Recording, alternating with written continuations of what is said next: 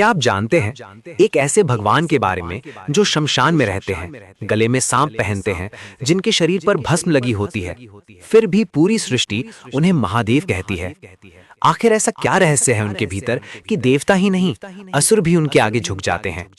आज की ये कहानी आपको शिव की उस महिमा से रूबरू कराएगी जो आपके सोचने का तरीका बदल देगी।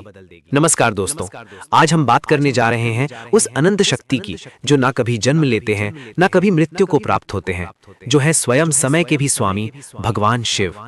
कहा जाता है कि जब कुछ भी नहीं था, न आकाश, न पृथ्वी, न जल, न अग्नि, तब केवल एक ही शक्ति थी, शिव।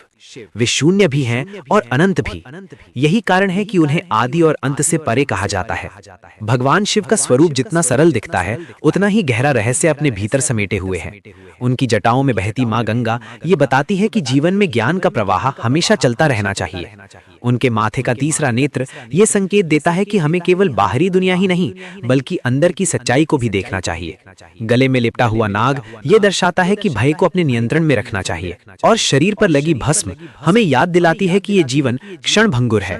एक समय की बात है जब देवता और असुर अमृत प्राप्त करने के लिए समुद्र मंथन कर रहे थे। जैसे ही मंथन शुरू हुआ, सबसे पहले निकला भयानक विष, हलाहल। उसकी ज्वाला इतनी प्रचंड थी कि पूरी सृष्टि संकट में आ गई। न देवता उसे संभाल पाए, न असुर। तब सभी भगवान शिव के पास पहुंचे और उनसे प्रार्थना की। शिव जी ने बिना एक पल की देरी किए उस विष को अपने हाथों में लिया और पी लिया। माता पार्वती ने तुरंत उनका कंठ पकड़ लिया ताकि वो विष शरीर में न फैले। उसी क्षण से शिव जी का कंठ नीला हो गया और वे नीलकंठ कहलाए। ये घटना हमें सिखाती है कि सच्चा महान वही होता है जो दूसरों की रक्षा के लिए अपने दर्द को भी स्वीकार कर ले। जो खुद कष्ट सहकर भी दुनिया को बचा ले, वही सच्चा भगवान होता है। समय बीतता गया और जब जब सृष्टि में अधर्म बढ़ा, तब तब शिव जी ने अपना रौद्र रूप धारण किया। उनका तांडव केवल क्रोध नहीं, बल्कि सृष्टि के संतुलन का प्रतीक है। जब वे तांडव करते हैं तो हर अन्याय, हर बुराई का अंत होता है और एक नई शुरुआत होती है। ये हमें सिखाता है कि जीवन में बदलाव जरूरी है। कभी कभी हमें अपनी बुरी आदतों, गलत सोच और पुराने दुखों को खत्म करना पड़ता है, तभी हम आगे बढ़ पाते हैं। अब बात करते हैं शिव और माता पार्वती के अद्भुत प्रेम की। माता पार्वती ने शिव जी को पाने के लिए वर्षों तक कठोर तपस्या की। उन्होंने हर सुख सुविधा त्याग दी।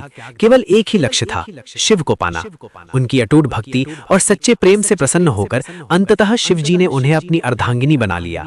ये प्रेम हमें सिखाता है कि सच्चा रिश्ता वही होता है जिसमें धैर्य हो, विश्वास हो और त्याग हो। शिव और शक्ति का मिलन ये दर्शाता है कि बिना शक्ति के शिव अधूरे हैं और बिना शिव के शक्ति।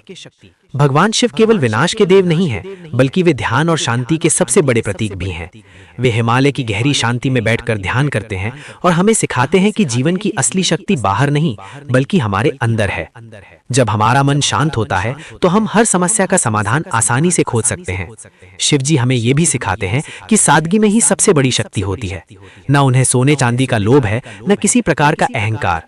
वे तो बस एक साधु की तरह रहते हैं और यही उन्हें सबसे महान बनाता है।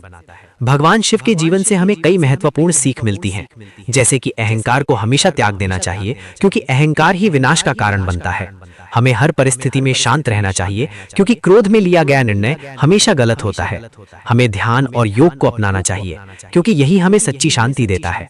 शिव जी ये भी सिखाते हैं कि जीवन में चाहे कितनी भी कठिनाइयां क्यों ना आए, हमें कभी हार नहीं माननी चाहिए। अगर हमारे अंदर विश्वास है तो हर अंधेरा एक दिन उजाले में बदल सकता है। तो दोस्तों, ये थी भगवान शिव की अद्भुत महिमा जो हमें जीने का सही तरीका सिखाती है। अगर हम उनके दिखाए मार्ग पर चलें तो हमारा जीवन भी सुख, शांति और सफलता से भर सकता है।